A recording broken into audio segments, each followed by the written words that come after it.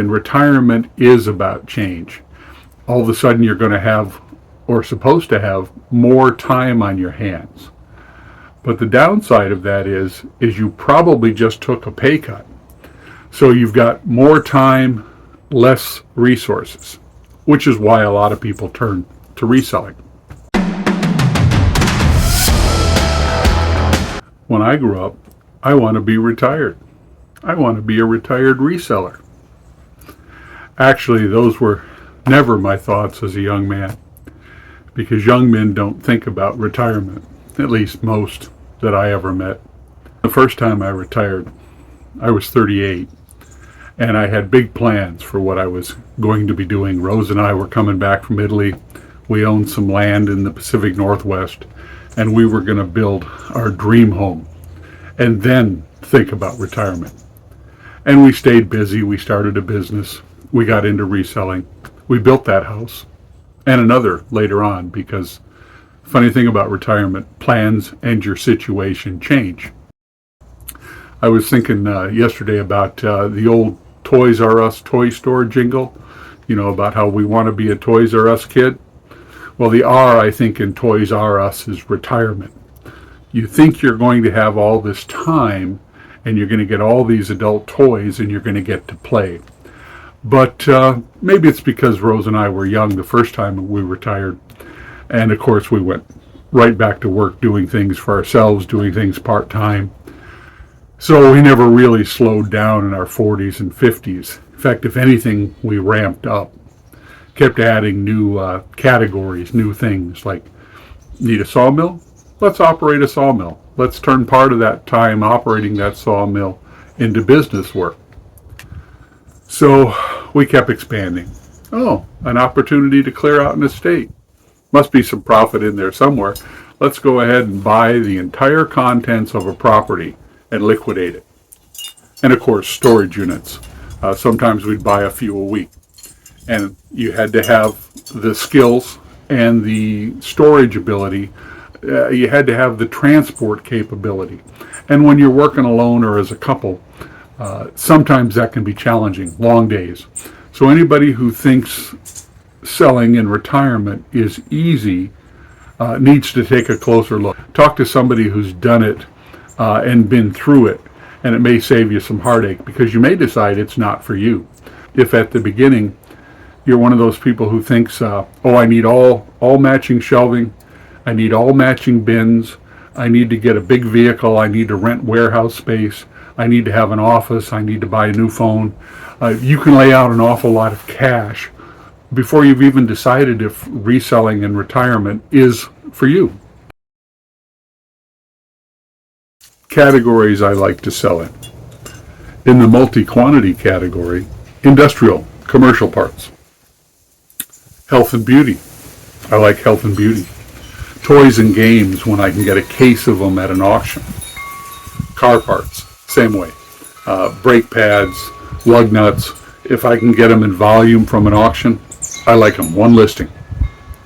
Boeing aircraft parts.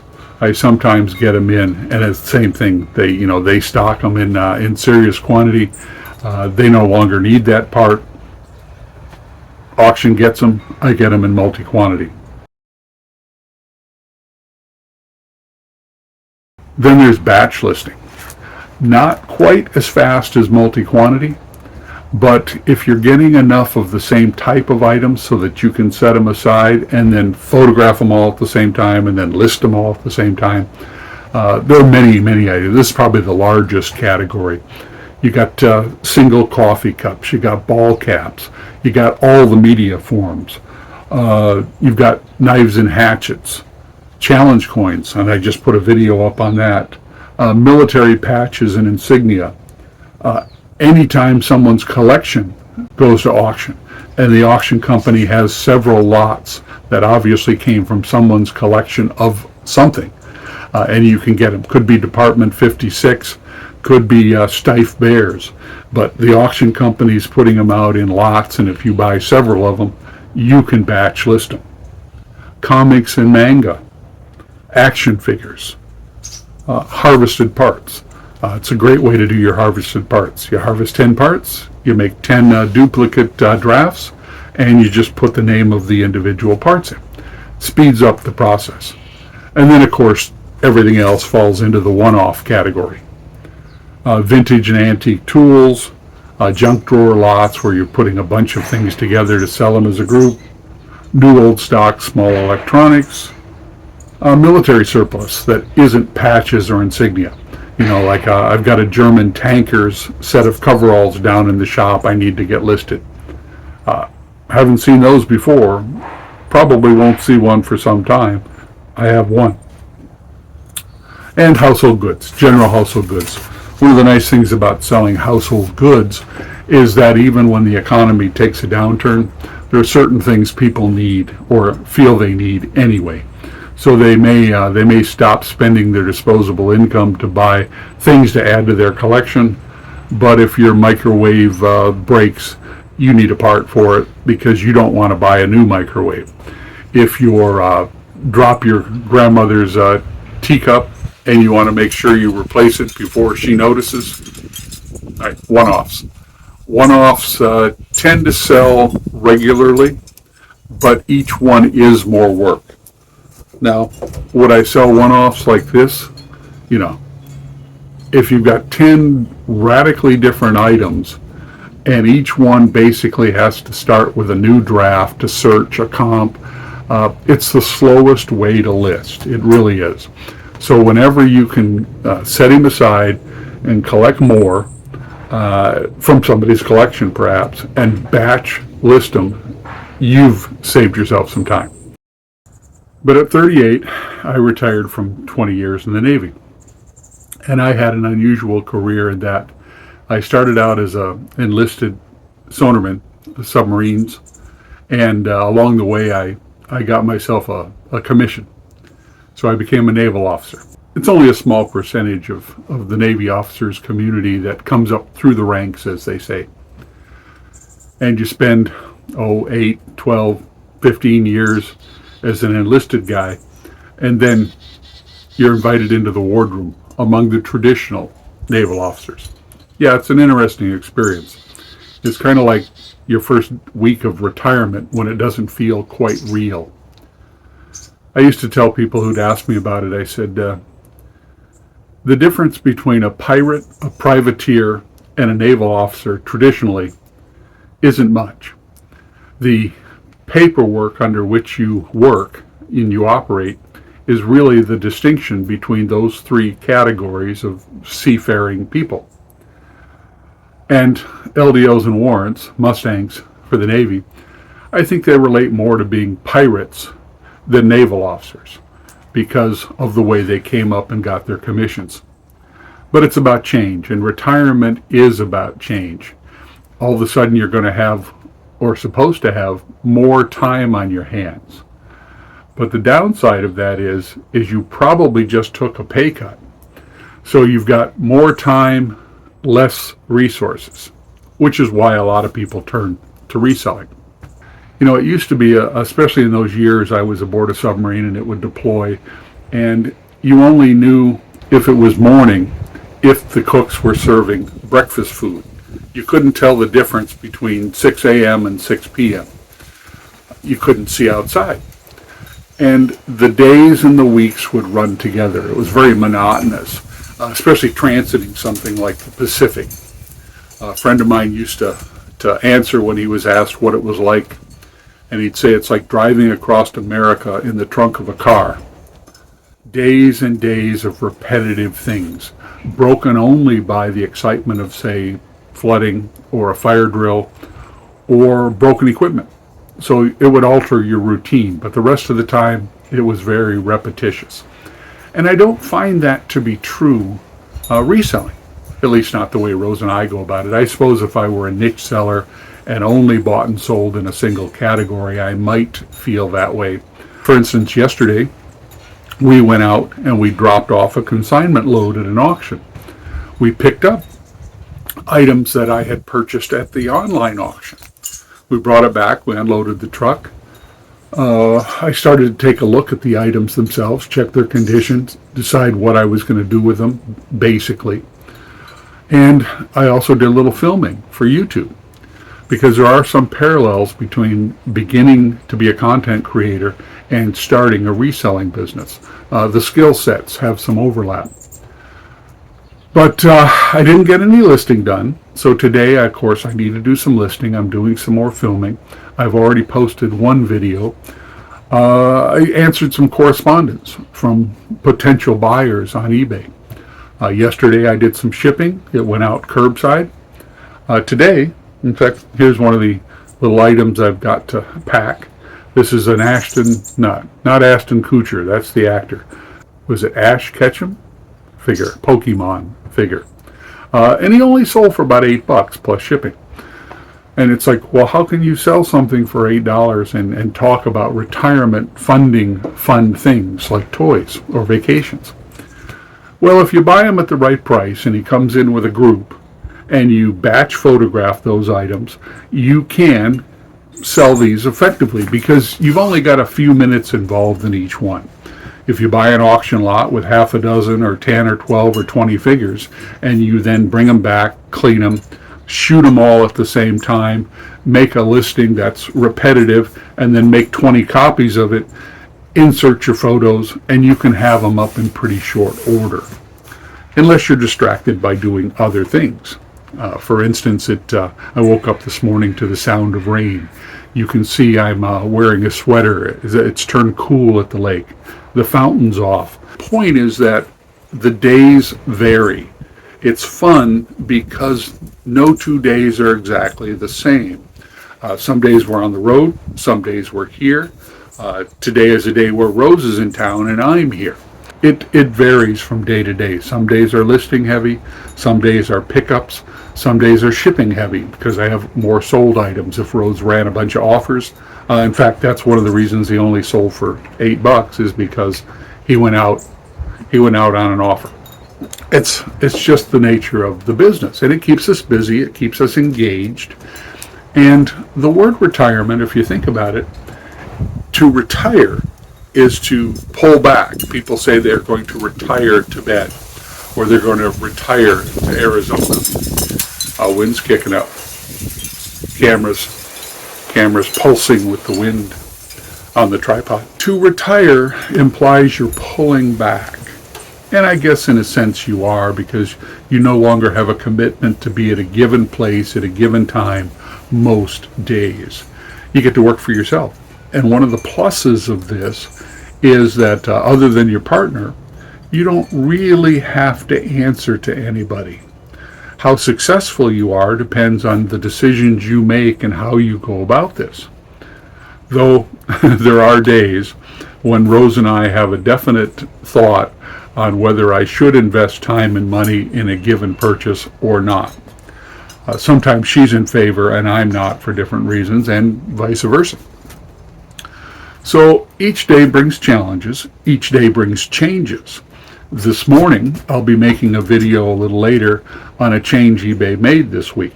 When I finish this video, I'll move on to making that video.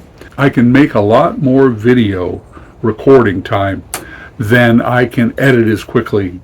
So in some cases, I'm moving towards more raw video, less editing, because I've got an awful lot going on my mind and I want to relate it, and editing slows that down. So if you're one of my new viewers, and I appreciate every viewer, I'd like to see more comments. I'd like to see more people giving me feedback about the topics they're interested in. Otherwise, I'll just be working down my list. Sometimes it'll be general talking head type videos on the topics of reselling and retirement. Other times we'll focus in like we did on that challenge coin video I released a couple of days ago. And you'll find those all in our playlist. But if you have a topic, I'm glad to open up discussion on a given topic, a change, a policy update, a pet peeve. We all have them. If you resell long enough, you will have some pet peeves relating to whichever platform you sell on. It's just the nature of it. Well, let me take a quick look at my notes here. Yeah, so looking at yesterday, for instance, we had a consignment drop-off. We did an auction pickup. We had breakfast out in town. Came back, did my packing, put in for my curbside pickup. So the packages, I wouldn't have to take them to town. We unloaded the truck, looked over the goods. Later in the evening, I watched 2 different online auctions close, and I made some purchases in both of them to keep that machine getting fed. You know, you can't sell if you don't buy. Well, I could probably go for quite some time selling what I've already bought, but that's a topic for a different video. And I filmed some footage. So that was yesterday. Today, on the other hand, I plan to do some listing. I'll do my shipping. I'll check and then order eBay branded shipping supplies. I'm going to edit a new video, and I'm going to pack solds from last night, like this guy. So each day is a little different.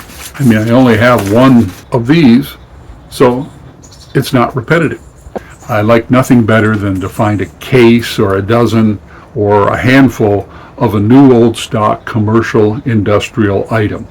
One listing, multiple quantity. Had a good one this week, a couple of power supplies. They sold for something like $85 a piece plus shipping. Went to the same buyer, went in one box, saved me some time. He got a little bit of a discount. This next item, excellent sale. It's an Eaton power supply, 60 watt, single phase. This is a Grainger part. I love selling Grainger parts because with this identification number, I can get all the specs from Grainger. I happen to have 2 of these, and they bought 2. So this sale was something less than $170 because I did give them a discount for buying 2. And of course, there's the delivery, there's the terms, there's the details, and you can see the Grainger number right here, and they're all packed, sealed, and new. Often I get these out of the auction.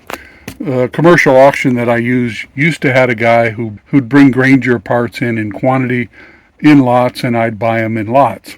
Not everything was good for eBay, but as long as something individually in the lot was good for eBay, I'd often bid on it. And I've made a lot of money over the years off of Grainger parts. But sadly, the guy doesn't bring the lots anymore. I've got a few more around here to list. Those that are up eventually sell. But if you're going to play in the commercial industrial game, you've got to be careful because they're going to be long tail, which means your buy-in price is going to be tied up for a while. All right, let me pull these and get them packed. And since it's a multi-quantity sale, often discount for shipping that second one, and I'll even discount the price normally. And here are the actual items. I always mention new old stock distressed packaging. You can see they've been dinged up a little bit from storage. But when you open them up, they're well protected in these boxes. There's the power supply, instructions. They're multi-layer packs. I like this type of tab box, but we'll stack them. You can see the boxes themselves are not very big, but because the gentleman paid so much for them, $85 a piece minus discount, we'll make sure we box these and pad them in something else. So even though they're small, they are heavy, 2.5 pounds basically before I even begin to pack them. They'll probably go out at about a 4-pound rate, and we'll take a look at where they're headed. And for these, we put them in a box, used rigid foam to do the infilling on all 4 sides, put an extra piece of cardboard on the bottom. That way it goes over the seam, and we'll go ahead and tape this up and get it on its way. Out of curiosity, let's see what I held it to.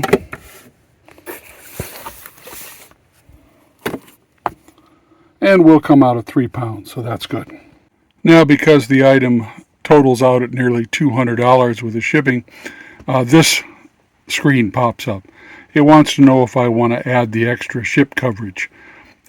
Basically, it'll cover me up to the $169.58 of the list price. It won't cover the shipping portion or the fees, but they want $317 for that.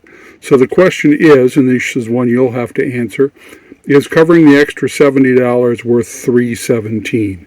And I'm going to go ahead and do it in this case because they are delicate items. They could be ruined, and they're going to Arizona. If we take a look at those multi-quantity listings. Now here's an item. I offer these as either 2 balls, 4 balls, or 6 balls. I like to sell 6 balls at a time because I just slip the box sealed into a poly mailer. But when I have a 4 ball sale, which is what this one is, I simply trim the box, remove 2 balls, fold it over, and pack it in about a 7x7, tape it up itself, and then slip it into a poly mailer. And then I leave the single loose balls for when somebody just wants an order of 2. Now this is a variations listing, and one of the things I dislike about eBay's variations is the way you can't control the shipping per variation. You end up having to put in one set shipping regardless of how many they buy and adjust the price accordingly. And when I do my 12 things I don't like about eBay listings, I'll probably include that in more detail. But anyway, these are Office Depot. I ended up with a few cases a while back, and I just offer them this way. I bought them actually because I needed some rubber bands myself, but I got so many for what I paid for at the auction that I just decided to sell the rest of them. So in this case, you can see it's 200. That's 4 bundles. Price of the first group was $8.79. She saved by buying 2 bundles, so she saved, 80 cents, 90 cents on the bundles. And then if you look here under the terms of shipping, she was charged $5.79 for the first group. But if you take a look right here and you go to the shipping details, she was charged $5.79 for the first one, $3.79 for the second one. It's actually costing me about 25 cents more to ship it to her destination than she was charged. So I'll basically have to send her a note that said the built-in discounts were all that were really available once it was processed. And here you can see it. She was charged $9.58. It's actually going to cost me $9.74. So I'll be about 25 cents to fulfill this double order. This is Brian. I'm at the lake. Go out and sell something.